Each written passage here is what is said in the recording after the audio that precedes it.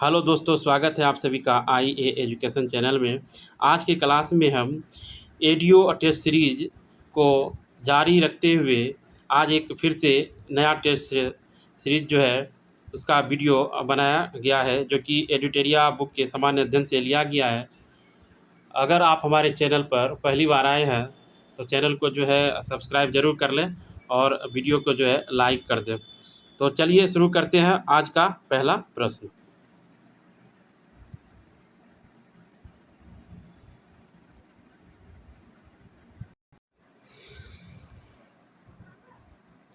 पहला प्रश्न है, निम्नलिखित में से कौन सा कथन असत्य है? इसका सही जवाब है ऑप्शन डी, फूलों की घाटी हिमाचल प्रदेश हिमालय क्षेत्र में स्थित है। ये कथन गलत है। फूलों की घाटी उत्तराखंड में विद्यमान है, जो अपनी जैव विविधता के लिए प्रसिद्ध है। शिवालिक एवं दून घाटी हिमालय की प्रमुख स्थलाकृति है। इस क्षेत्र में कुछ महत्वपूर्ण दून मिलते हैं, जैसे चंडीगढ़ कालका दून, नालागढ़ दून, देहरादून हरिके दून, कोटा दून। इसमें देहरादून सबसे बड़ी घाटी है। बृहद हिमालय की घाटियों में भोटिया जनजाति के लोग निवास करती है। कौन सी जनजाति? भोटिया। चलते हैं अगले प्रश्न पे। निम्नलिखित में से कौन सा क्षेत्र उष्णकटिबंधीय सदाबहार वन से ढका हुआ है? निम्नलिखित में से कौन सा क्षेत्र उष्णकटिबंधीय सदाबहार वन से ढका हुआ है? तो इसका सही जवाब है ऑप्शन डी, पश्चिमी घाट जो है उष्णकटिबंधीय सदाबहार वन से ढका हुआ है। पश्चिमी घाट क्षेत्र उष्णकटिबंधीय सदाबहार वन से ढका हुआ है। उष्णकटिबंधीय सदाबहार वन के पेड़ों की पत्तियां चौड़ी होती है। प्रमुख पौधे हैं महोगनी, अबुनास, रोजवुड। चलते हैं अगले प्रश्न पे।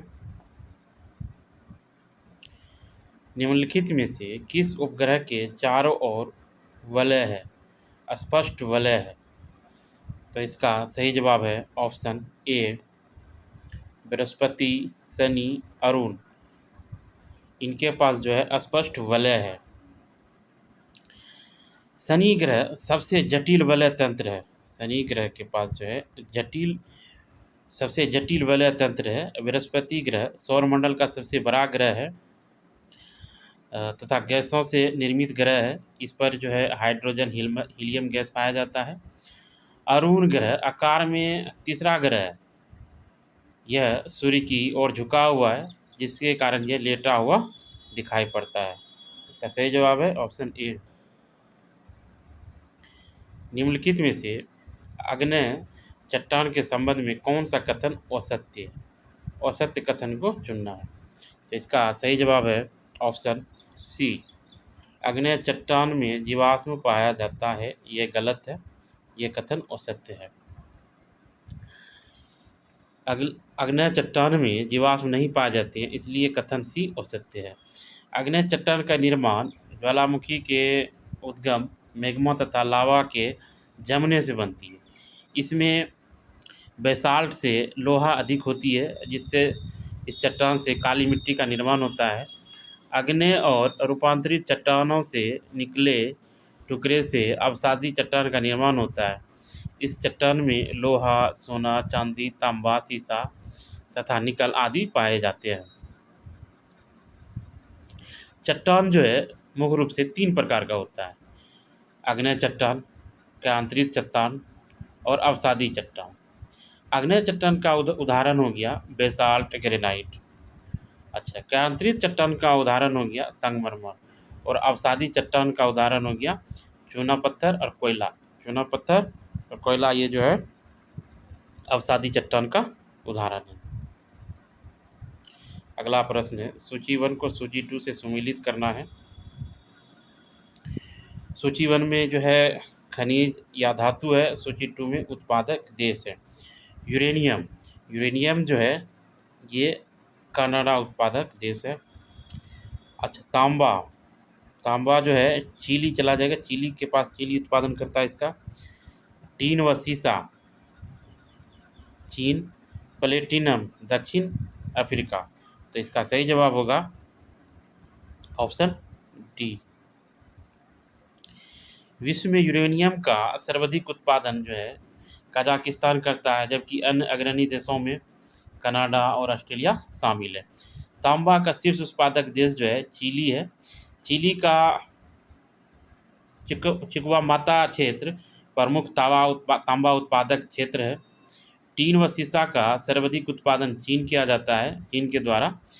इसके अतिरिक्त मलेशिया हुआ, इंडोनेशिया हुआ, में भी टीन का उत्पादन बड़े पैमाने पर किया जाता है। प्लेटिनम का उत्पादन जो है दक्षिण अफ्रीका अग्रणी देश है, और अन्य देशों में रूस और जिम्बाब्वे शामिल है।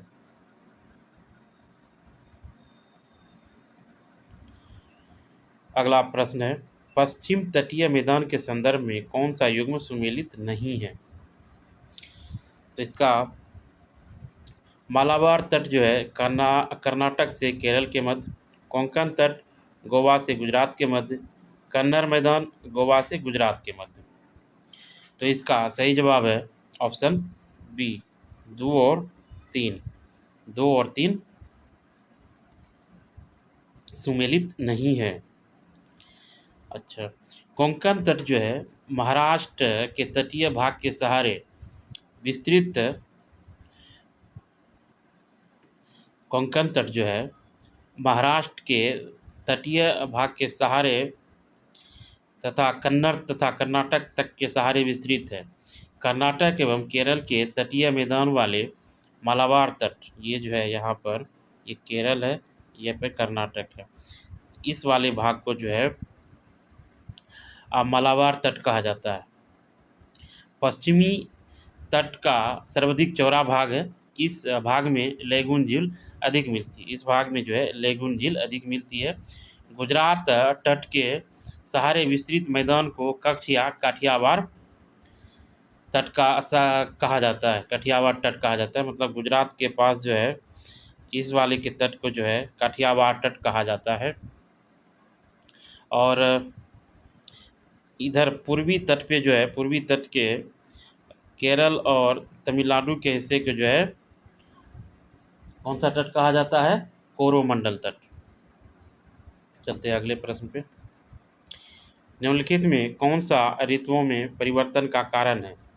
इसका सही जवाब है ऑप्शन बी, सूर्य के चारों ओर पृथ्वी की स्थिति में परिवर्तन। सूर्य के चारों ओर पृथ्वी की स्थिति में परिवर्तन।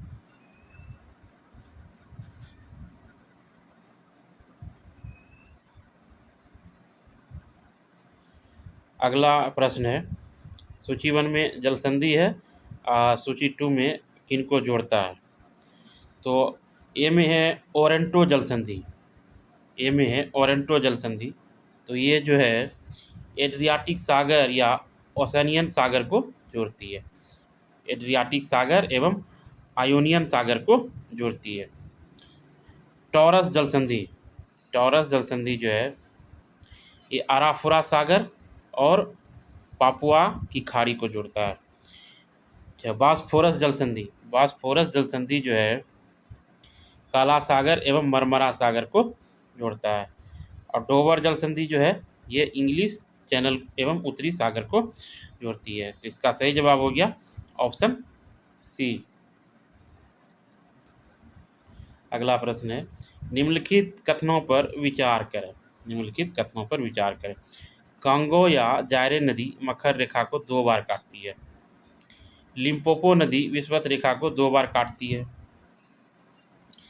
माही नदी कर्क रेखा को 2 बार काटती है। तो इसका सही जवाब है ऑप्शन 3, केवल 3। माही नदी कर्क रेखा को 2 बार काटती है। अब देखते हैं, कांगो या जायरे नदी विषुवत रेखा को 2 बार काटती है। ये जो है विषुवत रेखा को 2 बार काटती है। विषुवत रेखा को कांगो या जायरे नदी 2 बार काटती है, मकर रेखा को नहीं काटती है। अच्छा, माही नदी जो है कर्क रेखा को, ये कर्क रेखा को 2 बार काटती है। अच्छा, उसके बाद जो है लिम्पोपो नदी जो है मकर रेखा को 2 बार काटती है। ये जो है लिम्पोपो नदी मकर रेखा को 2 बार काटती है। चलते हैं अगले प्रश्न पे।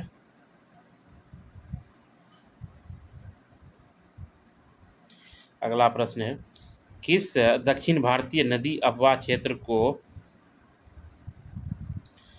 दक्षिण भारत का चावल का कटोरा की संज्ञा दी गई है? तो इसका सही जवाब है ऑप्शन ए, कावेरी नदी। कावेरी नदी को दक्षिण भारत की गंगा की उपमा दी गई है।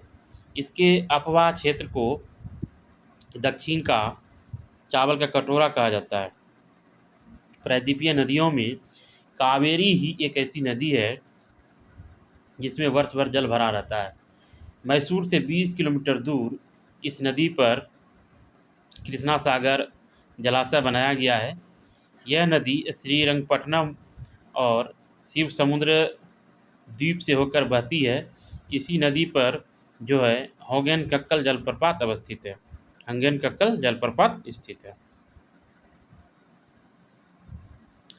अगला प्रश्न है, निम्नलिखित में से कौन सी सुमेलित नहीं है? सुमेलित नहीं है। ऑप्शन डी, तांबा गैल्वेनीकरण, ये सुमेलित नहीं है। जिंक जो है, जिंक से गैल्वेनाइजेशन होता है, जिंक, जेडन जिसे बोलते हैं, जेडन। मैग्नीशियम जो है ये आतिशबाजी के लिए किया जाता है। मैग्नीज फर्टिलाइज़र के लिए किया जाता है। और टंगस्टन जो है इलेक्ट्रिक बल्ब में उपयोग किया जाता है फिलामेंट के रूप में। चूहा मारने की दवा में किस रसायन का प्रयोग किया जाता है? चूहा मारने की दवा में किस रसायन का प्रयोग किया जाता है? इसका सही जवाब है ऑप्शन डी, ए और सी दोनों, मतलब जिंक फॉस्फाइड और पोटेशियम साइनाइड, इन दोनों का उपयोग जो है चूहा मारने वाली दवा में किया जाता है। यह अत्यंत ही जहरीला रसायन है। निम्नलिखित में से पदार्थ के अम्लीय या क्षारीय होने का प्राकृतिक सूचक है। निम्नलिखित में से पदार्थ के अम्लीय या क्षारीय होने का प्राकृतिक सूचक है। तो इसका सही जवाब है ऑप्शन डी, 1, 2 लिटमस हो गया, हल्दी हो गया, वनीला हो गया, लौंग हो गया, ये सब जो है प्राकृतिक सूचक है, युक्त में सभी। अगला प्रश्न है, प्रतिवर्ती क्रियाओं का नियंत्रण केंद्र कहाँ पर है? प्रतिवर्ती क्रियाओं का नियंत्रण केंद्र कहाँ पर है? तो इसका सही जवाब है ऑप्शन ए, कोसेरुकी रज्जु। शरीर में प्रतिवर्ती क्रियाओं का नियंत्रण जो है मेरुरज्जु के द्वारा होता है। स्वभाव के आधार पर प्रतिवर्ती क्रिया के 2 प्रमुख श्रेणी है, अबंधित, अनुबंधित। प्रतिवर्ती क्रिया द्वारा ही हमारा पैर कांटों पर पड़ने पर हम तुरंत पैर को पीछे की ओर खींच लेते हैं।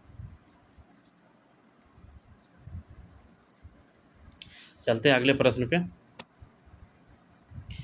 रक्त में ऑक्सीजन की सांद्रता में कमी आने पर श्वास की गति, रक्त में ऑक्सीजन की सांद्रता में कमी आने पर श्वास की गति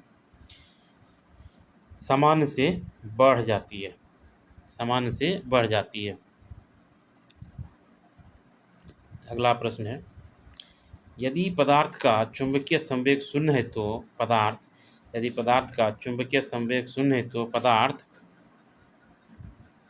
प्रति चुंबकीय होगा, प्रति चुंबकीय। जैसे जस्ता हो गया, बिस्मथ, तांबा, चांदी, सोना, नमक, जल आदि प्रति चुंबकीय पदार्थ है। प्रति चुंबकीय पदार्थ का एग्जाम्पल हो गया बिस्मथ हो गया, जेडन हो गया, कॉपर हो गया, गोल्ड हो गया, NaCl नमक और जल, ये सब सारे जो है प्रतिचुंबकीय पदार्थ के उदाहरण हैं। सन 1846 ईस्वी में, सन 1846 ईस्वी में जो है फेराडे ने देखा कि सभी पदार्थ में चुंबकत्व के गुण पाए जाते हैं। उसने अनेक पदार्थों को चुंबकीय क्षेत्र में रखकर उनके चुंबकीय व्यवहारों का अध्ययन किया तथा इस आधार पर पदार्थों को 3 वर्गों में विभाजित किया। 3 वर्ग में विभाजित किया। एक हुआ प्रतिचुंबक, दूसरा हुआ अनुचुंबक, तीसरा हुआ लोह चुंबक। चलते हैं अगले प्रश्न पे। निम्न में कौन सा कथन सत्य है? निम्न में कौन सा कथन सत्य है? तो इसका सही जवाब है ऑप्शन डी।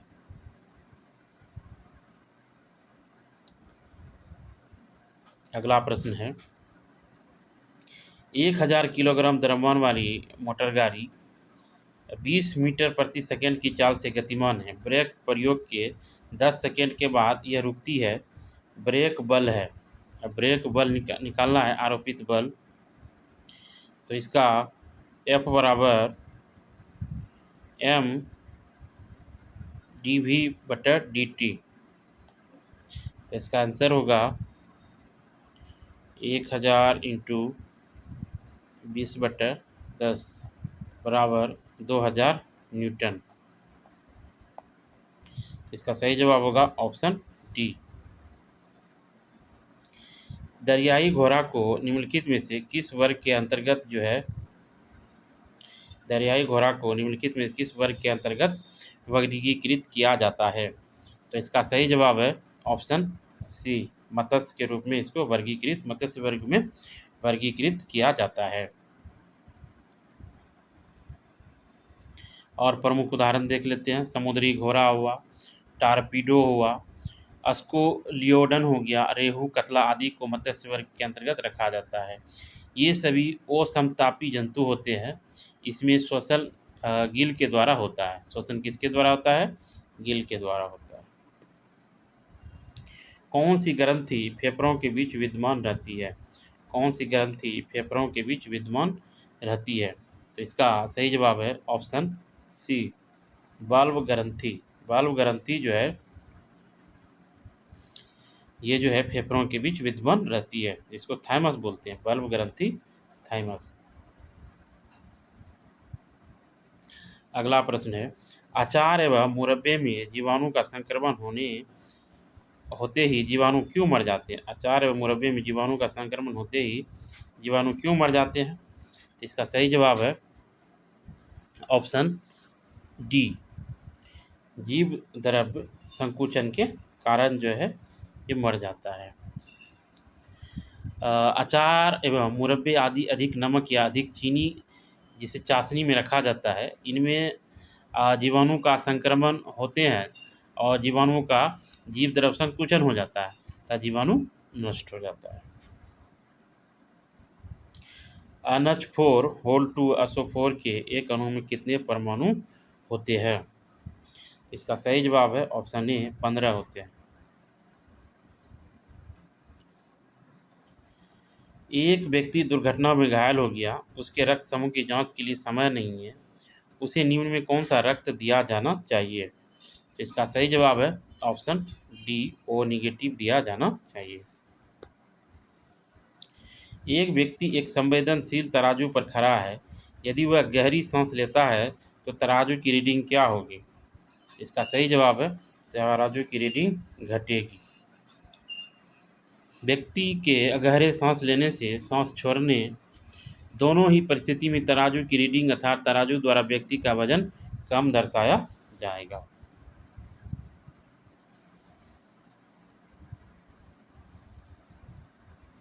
अगला प्रश्न है, प्रतिरोध का मान क्या होगा यदि परिपथ में विद्युत धारा 10 एम्पीयर तथा विभवांतर 12 वोल्ट हो? तो इसका सही जवाब है 1.2 ओम, ऑप्शन ए। किसी दर्पण से आप चाहे कितनी ही दूर पर खड़े हो, प्रतिबिंब सदैव सीधा प्रतीत होता है। संभवतः दर्पण है, कौन सा दर्पण है? ऑप्शन डी, ना तो ये समतल है ना ही ये उत्तल है। उत्तल दर्पण से बना प्रतिबिंब भी सीधा होता है, परंतु वस्तु के साइज से छोटा और आभासी होता है। असमतल दर्पण द्वारा प्रतिबिंब सदैव सीधा और आभासी तथा वस्तु के साइज के बराबर होता है, या तो समतल अथवा उत्तल।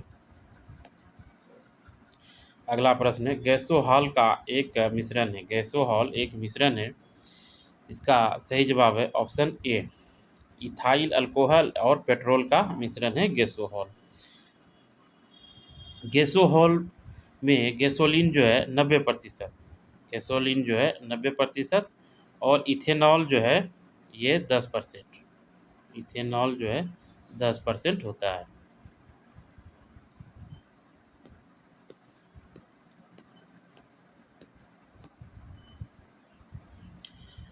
अगला प्रश्न है, बेकिंग सोडा तैयार करने के लिए निम्नलिखित में से किस कच्चे पदार्थ का उपयोग नहीं किया जाता है?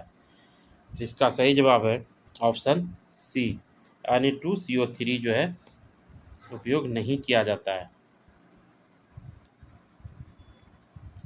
अगला प्रश्न है, निम्नलिखित में से कौन सा ब्रायोफाइटा का एक सामान्य प्रकार है? निम्नलिखित में से कौन सा ब्रायोफाइटा का एक सामान्य प्रकार है? तो इसका सही जवाब है ऑप्शन डी, मर्चोंटिया जो है ब्रायोफाइटा का एक सामान्य प्रकार है। मर्चोंटिया एक सामान्य प्रकार है।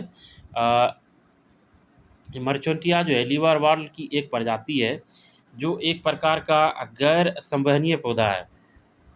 यह नम वातावरण में पाया जाता है।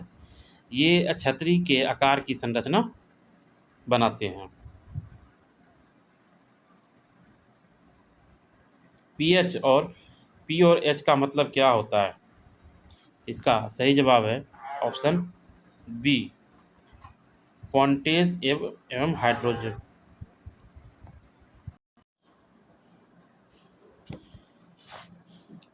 अगला प्रश्न है, सूची 1 में राजवंश है, सूची 2 में संस्थापक है। सातवाहन, सातवाहन का संस्थापक जो है सिमुक है। कण्व वंश के संस्थापक वासुदेव। वाकाटक वंश के संस्थापक विंध्य शक्ति। पल्लव वंश के संस्थापक सिंह विष्णु। तो इसका सही जवाब होगा ऑप्शन ए।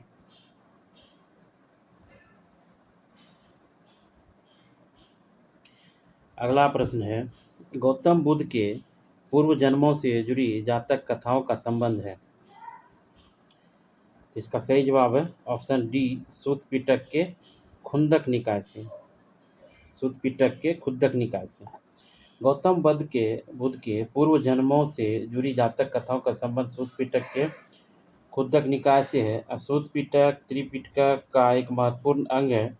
सूत पिटक के भी 5 निकाय हैं, दिघ, मंजीझम, संयुक्त अंगुत्तर और खुद्दक। खुद्दक निकाय में धम्मपद नैतिक उपदेशों का पघात्मक संकलन, थेरागाथा बौद्ध भिक्षुओं का गीत, थेरीगाथा बौद्ध भिक्षुणियों का गीत भी शामिल है। अगला प्रश्न है, सूची 1 में जो है कंपनियों, यूरोपीय कंपनियों का और दूसरे सूची में स्थापना वर्ष दिया हुआ है। फ्रांसीसी ईस्ट इंडिया कंपनी, इसकी स्थापना 1664 ईस्वी। डच ईस्ट इंडिया कंपनी, इसकी स्थापना 1602 ईस्वी। स्वीडिश ईस्ट इंडिया कंपनी का स्थापना 1731। डैनिश ईस्ट इंडिया कंपनी का स्थापना 1616। इसका सही जवाब होगा ऑप्शन बी।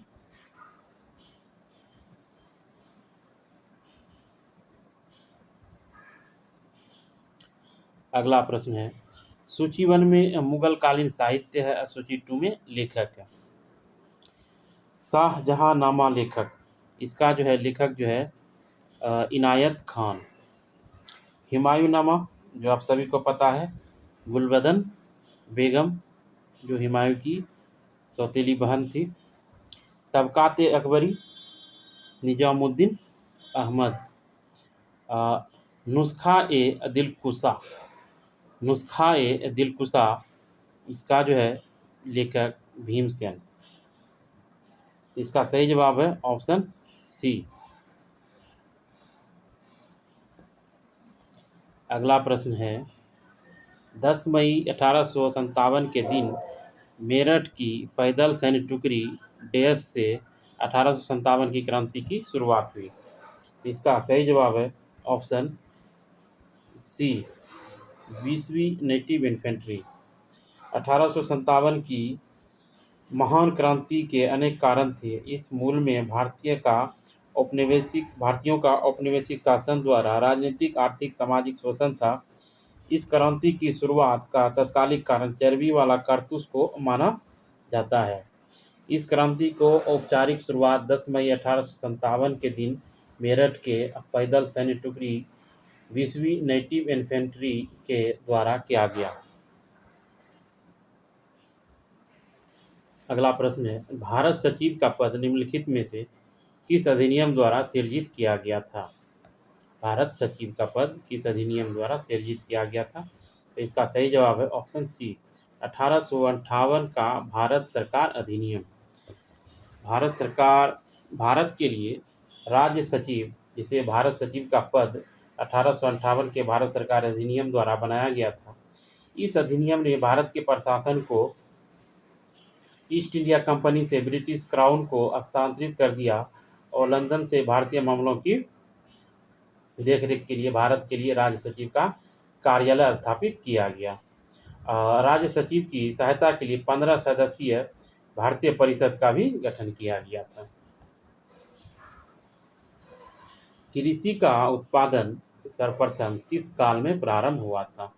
कृषि का उत्पादन जो है सर्वप्रथम किस काल में हुआ था? इसका सही जवाब है ऑप्शन बी, नवपाषाण काल। पहला कृषि उत्पादन नवपाषाण काल में शुरू हुआ, जिसे नवपाषाण युग भी कहा जाता है। इस युग में कृषि का आविष्कार हुआ जब लोगों ने फसलें उगाना और पशुपालन करना शुरू किया, जिससे शिकार संग्रह से अस्थायी कृषि समुदायों की ओर बदलाव आया। मध्य पाषाण और पूरा पाषाण काल की विशेषता खेती नहीं बल्कि शिकार और खाद्य संग्रह था। मध्य पाषाण और पूरा पाषाण काल की मुख्य विशेषता क्या था? शिकार और खाद्य संग्रह, कृषि नहीं था। सिंधु घाटी सभ्यता का काल बहुत बाद में आया, जब कृषि पहले ही स्थापित हो गया था। अगला प्रश्न है, सम्राट अशोक का निम्नलिखित अभिलेखों में किसमें दक्षिण भारतीय राज्यों का उल्लेख हुआ है? किस अभिलेख में दक्षिण भारतीय राज्यों का उल्लेख हुआ है?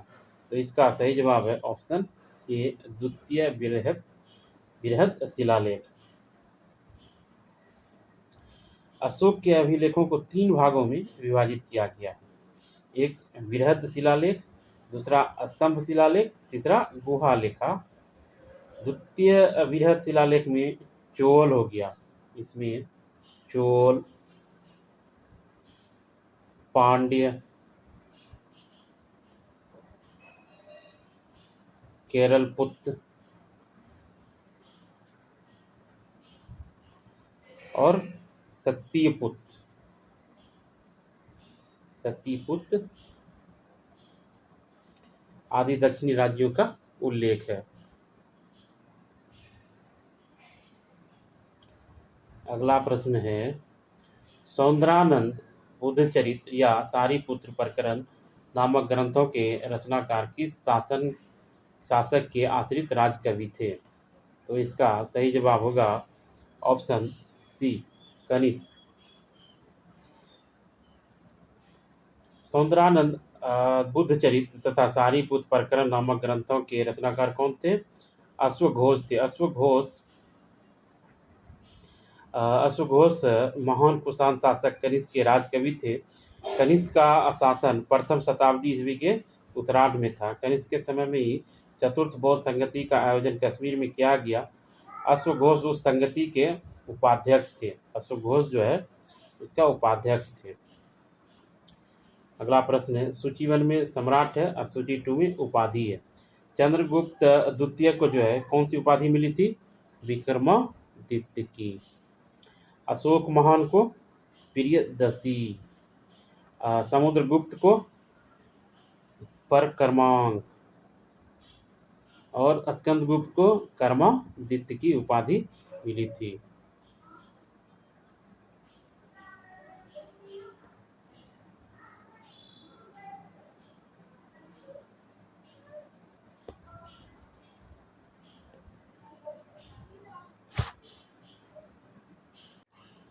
अगला प्रश्न है राजनीतिक, आर्थिक और भौगोलिक कारणों से भी सभी महाजनपदों में सबसे शक्तिशाली महाजनपद कौन था?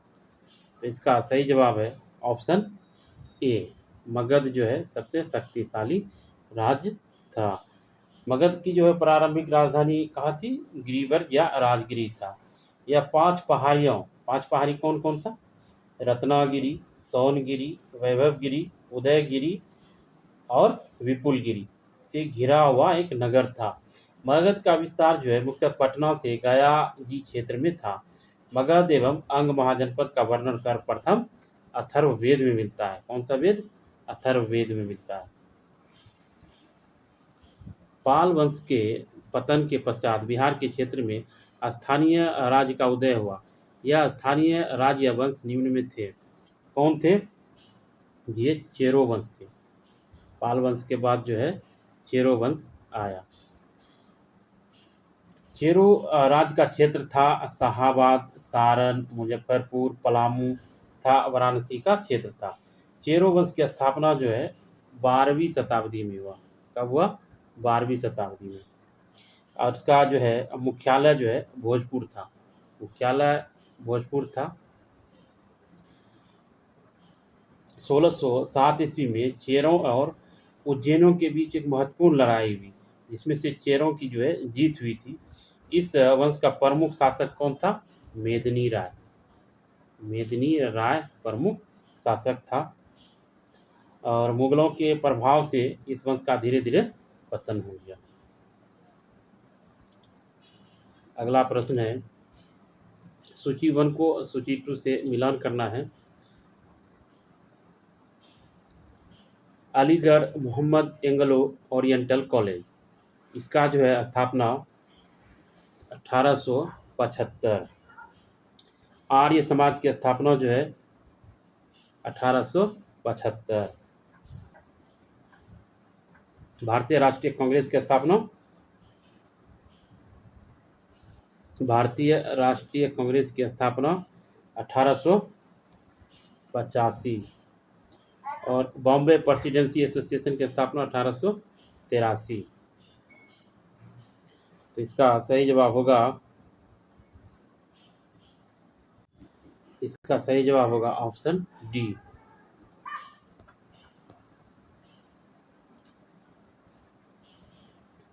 अगला प्रश्न है 20वीं सदी के आरंभ में उग्र राष्ट्रवाद के विकास का प्रमुख कारण थे। शिक्षा और बेरोजगारी में वृद्धि, अंतर्राष्ट्रीय प्रभाव और रेलवे का विकास। इसका सही जवाब है ऑप्शन ए, केवल 1 और 2। अगला प्रश्न है स्वदेशी एवं बहिष्कार सर्वप्रथम किस राष्ट्रीय घटनाक्रम के बाद अपनाए गए? स्वदेशी एवं बहिष्कार सर्वप्रथम किस राष्ट्रीय घटनाक्रम के बाद अपनाए गए? तो इसका सही जवाब है ऑप्शन डी, बंग भंग आंदोलन। 20 जुलाई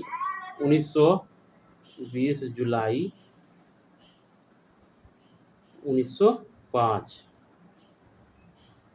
को लॉर्ड कर्जन ने एक आदेश जारी करके बंगाल को 2 भागों में बांट दिया। अगला प्रश्न है अल हिलाल नामक समाचार पत्र का प्रकाशन किसने आरंभ किया? अल हिलाल नामक समाचार पत्र का आरंभ किसने किया? तो मौलाना अबुल कलाम आज़ाद ने किया। मौलाना अबुल कलाम आज़ाद ने। इसका प्रकाशन जो है 1912 में जो है 1912 में उर्दू भाषा में किया गया था। किस भाषा में? उर्दू भाषा में किया गया था। और 1914 में जो है 14 में प्रेस अधिनियम के तहत जो है इस पर प्रतिबंध लगा दिया गया था। अगला प्रश्न है सविनय अवज्ञा आंदोलन के दौरान किन स्थानों पर लोगों ने जंगल कानून को तोड़कर अपना विरोध प्रदर्शन किया? महाराष्ट्र, कर्नाटक और मध्य भारत। तो इसका सही जवाब होगा ऑप्शन डी, 1, 2 और तीनों सत्य है। अगला प्रश्न है निम्नलिखित में से किसने चटगांव शस्त्रागार हमले का नेतृत्व किया? तो इसका सही जवाब है option B, Indian Republican Army. Indian Republican Army के संस्थापक जो है सूर्यसेन चटगांव के एक राष्ट्रीय विद्यालय में शिक्षक थे। उनको जो है मास्टरदा के नाम से जाना जाता था और वो इस नाम से काफ़ी लोकप्रिय था। उनके सबसे प्रसिद्ध कृत्य चटगांव शस्त्रागार पर हमला करना। इस छापे के बाद सूर्यसेन ने शस्त्रागार के बाहर राष्ट्रीय ध्वज लहरा दिया गया। बाद में अंग्रेज़ों ने इनके साथ जो है बहुत ही निर्मम जो है तरीके से इनके साथ व्यवहार किया। अगला प्रश्न है, निम्नलिखित में से किस अधिनियम में कांग्रेस ने पहली बार भारतीय रियासतों के प्रति अपनी नीति घोषित की थी? इसका सही जवाब है ऑप्शन डी, नागपुर अधिवेशन में। नागपुर अधिवेशन 35वें कांग्रेस अधिवेशन जो कि 1920 में हुआ था, कांग्रेस में पहली बार रियासतों के प्रति अपनी नीति की घोषणा की। इस सम्मेलन की अध्यक्षता किसने किया था? विजय राघवाचारी ने जो है इस सम्मेलन का अध्यक्षता किया था। और इस सम्मेलन में ही कांग्रेस सदस्यता ग्रहण करने हेतु न्यूनतम आयु जो है 21 वर्ष निर्धारित किया था। कितना वर्ष? 21 वर्ष। अगला प्रश्न है, बॉम्बे, मद्रास, कलकत्ता में उच्च न्यायालयों की स्थापना कब हुई? बॉम्बे, मद्रास, कलकत्ता कलकत्ता में उच्च न्यायालय की स्थापना कब हुई? तो इसका सही जवाब है 1862 ईस्वी में किया गया। ब्रिटिश संसद ने 1861 ईस्वी में भारतीय उच्च न्यायालय अधिनियम पारित किया था। इसके अंतर्गत जो है कलकत्ता, बॉम्बे, मद्रास में जो है उच्च न्यायालय की स्थापना की गई थी तथा भविष्य में आवश्यकता अनुसार उच्च न्यायालय स्थापित करने का प्रस्ताव दिया गया था। इस अधिनियम के तहत कुल 15 न्यायाधीश जो है इसको नियुक्त किया जा सकता था।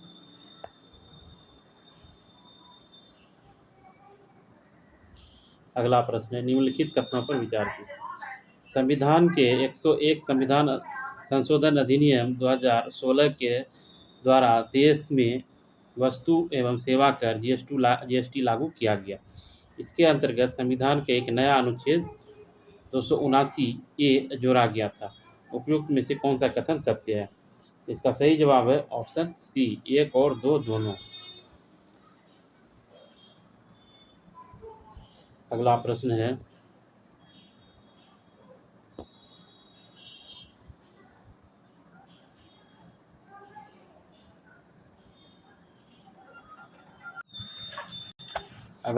है, किस अनुच्छेद के अंतर्गत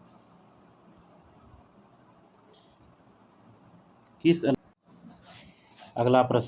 अनुच्छेद के अंतर्गत अध्यक्ष सदन के किसी भी सदस्य को उसकी मातृभाषा में बोलने की इजाज़त दे सकता है? इसका सही जवाब है ऑप्शन सी, अनुच्छेद 120 के 1। भारतीय संविधान के अनुच्छेद 120 के 1 संसद में प्रयोग की जाने वाली भाषा से संबंधित है। इसमें कहा गया है कि यदि कोई सांसद हिंदी या अंग्रेजी में अपनी पर्याप्त अभिव्यक्ति नहीं कर पाता है, तब उस स्थिति में लोकसभा में अध्यक्ष और राज्यसभा में सभापति उसे अपनी मातृभाषा में सदन को संबोधित करने की अनुज्ञा अर्थात अनुमति दे सकते हैं। 110 जो है ये धन विधेयक से संबंधित है।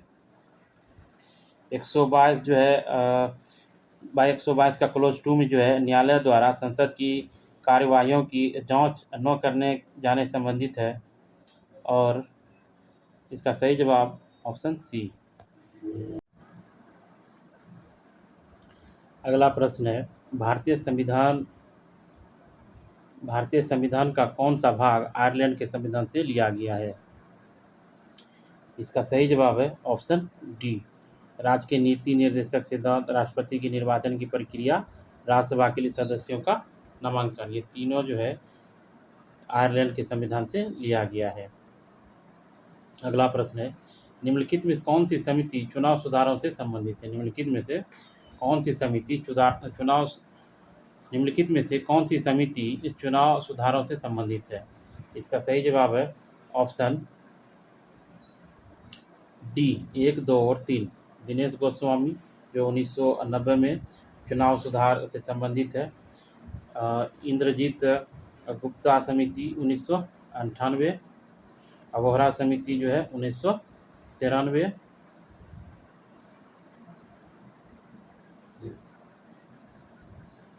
VKV राव जो है ये पंचायती राज से संबंधित है।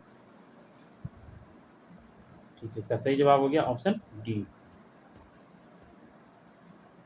अगला प्रश्न है, निम्नलिखित कथनों पर विचार कीजिए और सत्य कथन की पहचान कीजिए।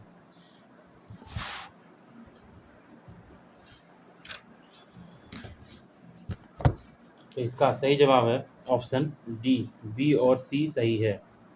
राष्ट्रपति के निर्वाचन में राज्यसभा के मनोनीत सदस्यों को मतदान का कोई अधिकार नहीं होता, जबकि राष्ट्रपति निर्वाचन में मतदान का अधिकार होता है।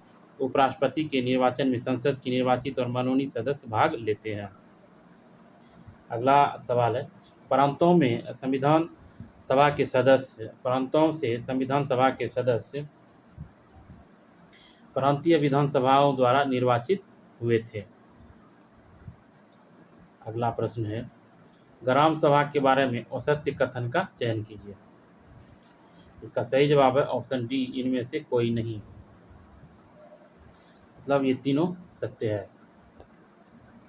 अगला प्रश्न है, भारत में यदि एक राज्य एक चुनाव लागू किया जाता तो भारतीय संविधान के किस अनुच्छेद में संशोधन की आवश्यकता होगी?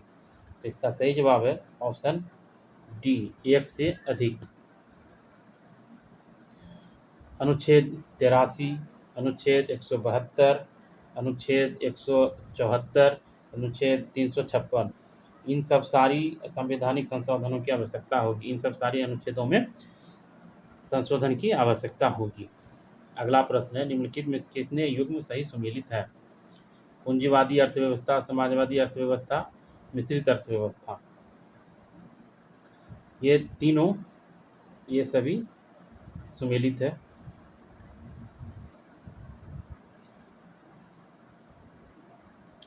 अगला प्रश्न है, आधुनिकीकरण में शामिल है।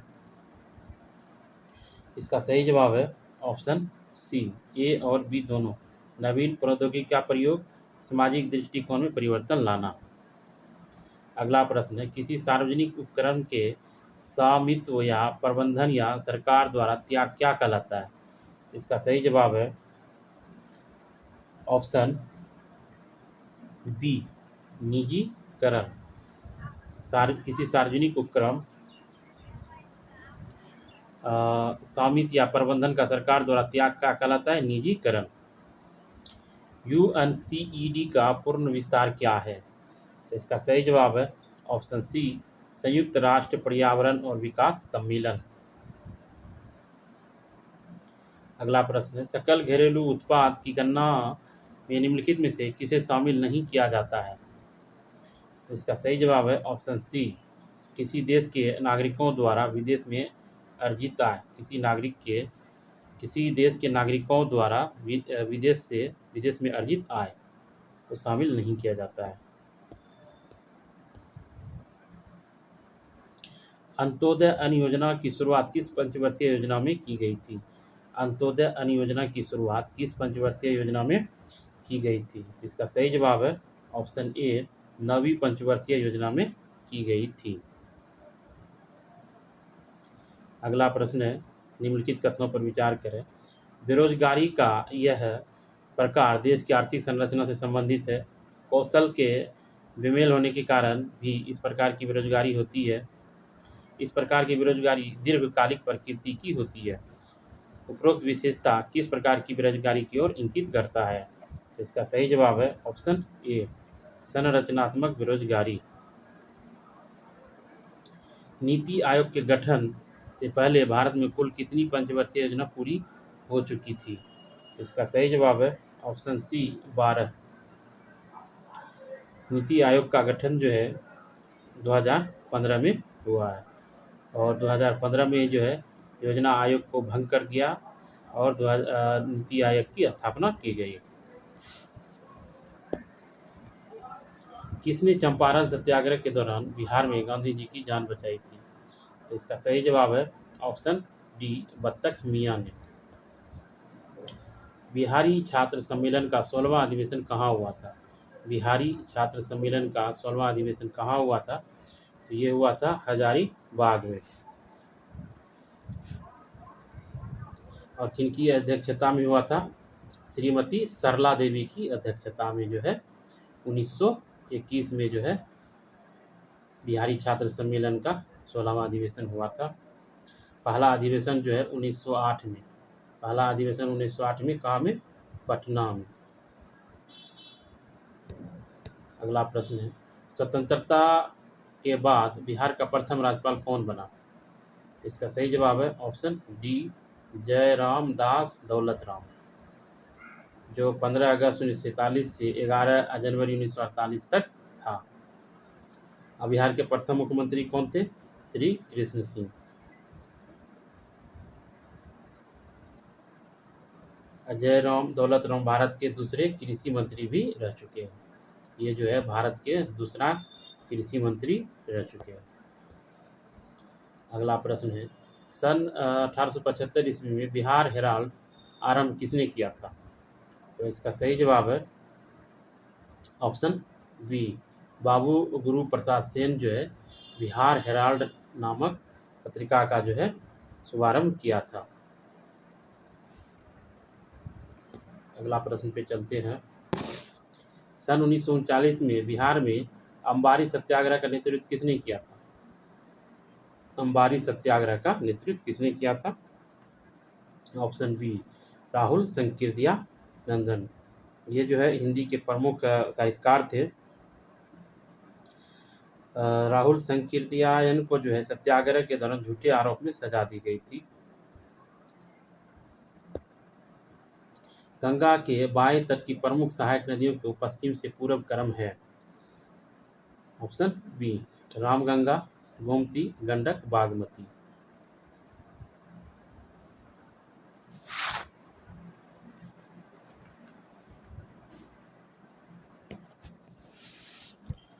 अगला प्रश्न है, ब्रह्मयोनी पहाड़ी बिहार के किस जिले में स्थित है? ब्रह्मयोनी पहाड़ी बिहार के किस जिले में स्थित है? इसका सही जवाब है ऑप्शन ए, गया जी में है। गया शहर चारों तरफ कई पहाड़ियों से घिरा हुआ है, जिसमें रामशिला, प्रेतशिला, ब्रह्मयोनी का अधिक महत्व है। ब्रह्मयोनी पहाड़ी का पौराणिक महत्व है। इसका उल्लेख रामायण, महाभारत और बौद्ध साहित्य में भी मिलता है। इसकी चोटी से गया शहर का बेहद खूबसूरत नज़ारा दिखाई देता है। बिहार में किस कृषि जलवायु क्षेत्र में सबसे अधिक जिले हैं? इसका सही जवाब है ऑप्शन बी, उत्तर पश्चिमी जिला। अब उत्तर पश्चिमी जिले में कितने जिले आते हैं? 13। सारण, सिवान, गोपालगंज, पूर्वी चंपारण, पश्चिमी चंपारण, शिवहर, सीतामढ़ी, मधुबनी, दरभंगा, वैशाली, मुजफ्फरपुर, समस्तीपुर और बेगूसराय। चलते हैं अगले प्रश्न पे। निम्न में असत्य कथन का चयन करें। असत्य कथन कौन सा है? तो ऑप्शन डी, असत्य कथन है घाघरा नदी का उद्गम स्थल नेपाल में है। ये कथन जो है असत्य है।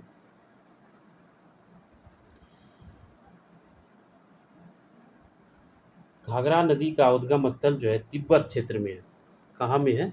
तिब्बत क्षेत्र में है। और जो बिहार में जो है सारण जिला में प्रवेश करती है, सारण में गंगा में मिल जाती है।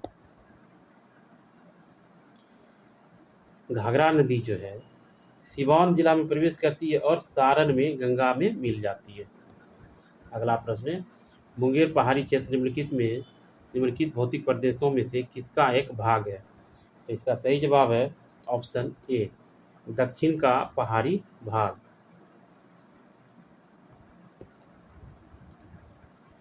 बिहार नगर निकाय चुनाव में महिलाओं को 50% आरक्षण कब प्रदान किया गया? तो इसका सही जवाब है ऑप्शन बी, 2007 से। एक ही व्यक्ति को 2 या 2 से अधिक राज्यों के राज्यपाल के रूप में नियुक्त किस अनुच्छेद के तहत किया जा सकता है? इसका सही जवाब है ऑप्शन बी 153 के द्वारा। अगला प्रश्न है, फीफा ने भारत में लड़कियों के लिए अपनी पहली टैलेंट एकेडमी कहाँ स्थापित की है? तो इसका सही जवाब है ऑप्शन डी तेलंगाना, हैदराबाद तेलंगाना में। अगला प्रश्न है, भारत के 15वें उपराष्ट्रपति बने सीपी राधाकृष्णन के पक्ष में कुल कितने वोट मिले? तो कुल मिला के जो है 452 वोट मिले। सुदर्शन रेड्डी को कितना वोट मिला? 300 वोट मिला। निम्नलिखित में से कौन साहित्य के क्षेत्र में नोबेल पुरस्कार 2025 से संबंधित है? इसका सही जवाब है ऑप्शन ए लास्जलो क्रासजना होस्काई। अगला प्रश्न है, 71वें राष्ट्रीय फिल्म पुरस्कार में सर्वश्रेष्ठ अभिनेता का पुरस्कार किसने जीता? तो इसका सही जवाब है ऑप्शन डी बी और सी, शाहरुख खान और विक्रांत मैसी ने।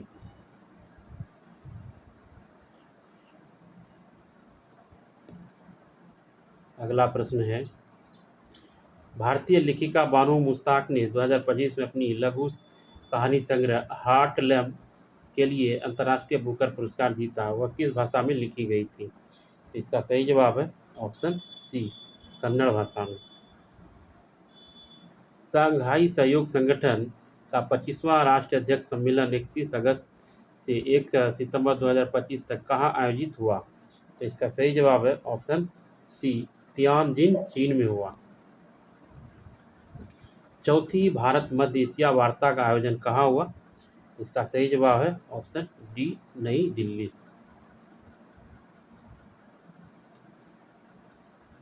अगला प्रश्न है, निम्नलिखित कथनों पर विचार करें और सही कथन चुनें। 16वें वित्त आयोग के अध्यक्ष अरविंद पनगड़िया है। 16वें वित्त आयोग को 1 अप्रैल 2026 से शुरू होने वाली 5 साल की अवधि के लिए अपनी सिफारिशें प्रस्तुत करनी है। श्री ऋत्विक रंजन पांडे को 16वें वित्त आयोग के अंशकालिक सदस्य नियुक्त किया गया है। तो इसका सही जवाब है ऑप्शन डी, उपरोक्त में सभी सत्य है। बहुराष्ट्रीय सैन्य अभियान खान क्वेस्ट का आयोजन किस देश में किया जा रहा है? इसका सही जवाब है ऑप्शन बी, मंगोलिया में। प्रधानमंत्री 3 देशों की अपनी यात्रा में साइप्रस, गणराज्य कनाडा के अतिरिक्त और किस देश में गए? तो इसका सही जवाब है ऑप्शन बी, क्रोएशिया। हाल ही में किस उत्तर पूर्वी राज्य ने बहुभाषी शासन को बढ़ावा देने के लिए डिजिटल इंडिया भाषणी डिवीजन के साथ समझौता किया है? तो इसका सही जवाब है ऑप्शन बी, मिजोरम। अगला प्रश्न है, निम्नलिखित कथनों पर विचार करें, सही विकल्प चुनें। राज्यसभा के सभापति श्री जगदीप धनखड़ संसद और राज्य संघ राज्य क्षेत्रों की विधायी निकायों का प्राक्कलन समितियों के राष्ट्रीय सम्मेलन का उद्घाटन किया। यह सम्मेलन महाराष्ट्र में आयोजित किया गया। इसका सही जवाब है ऑप्शन ए, केवल 2 सत्य है।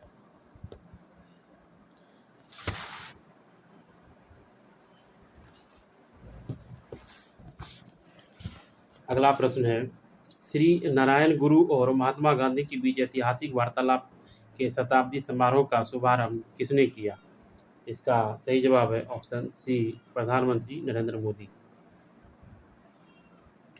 30 जून को हूल दिवस किस विद्रोह के स्मरण में मनाया जाता है? तो इसका सही जवाब है ऑप्शन बी, संथाल विद्रोह। संथाल विद्रोह की शुरुआत जो है 1855 को भागलपुर, जो कि अब झारखंड क्षेत्र में चली गई है।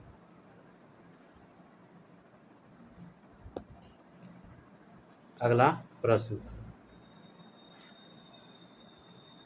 बिहार के आगामी लक्ष्यों के बारे में असत्य कथन का चयन करें।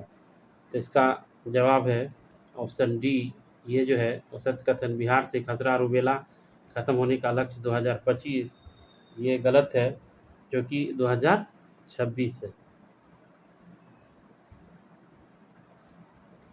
किस शहर में 34वां ग्रीष्मकालीन किस शहर में 34वां ग्रीष्मकालीन ओलंपिक खेल का आयोजन किया जाएगा? तो इसका सही जवाब है ऑप्शन ए, लॉस एंजलिस में इसका आयोजन किया जाएगा। अगला प्रश्न है, वन स्थिति रिपोर्ट 2023 के बारे में सत्य कथन कौन सा है? वन स्थिति रिपोर्ट 2023 के अनुसार बिहार का वन आवरण 7,532.45 वर्ग किलोमीटर है। 2021 की रिपोर्ट की तुलना में वन आवरण 129.19 किलोमीटर स्क्वायर की वृद्धि हुई है। सर्वाधिक वन आवरण वाला जिला कैमूर है। तो इसका सही जवाब है ऑप्शन डी। लोक संवर्धन पर्व का उद्घाटन केंद्रीय अल्पसंख्यक कार्य मंत्री किरेन रिजिजू ने कहाँ किया है? इसका सही जवाब है ऑप्शन ए, नई दिल्ली। बिहार में रामसर स्थलों की कुल संख्या कितनी है? तो इसका सही जवाब है ऑप्शन डी, 6। अगला प्रश्न है, इनमें कौन रेल संपर्क वाली पूर्वोत्तर की चौथी राजधानी बन गई है? तो इसका सही जवाब है ऑप्शन डी। तो ये था आज का लास्ट प्रश्न, जो कि एडिटोरिया बुक के बीपीएससी एडिटोरिया बुक के सामान्य अध्ययन का सेट से लिया गया था। तो चलिए मिलते हैं अगले क्लास में अगले टेस्ट के साथ। तब तक के लिए धन्यवाद।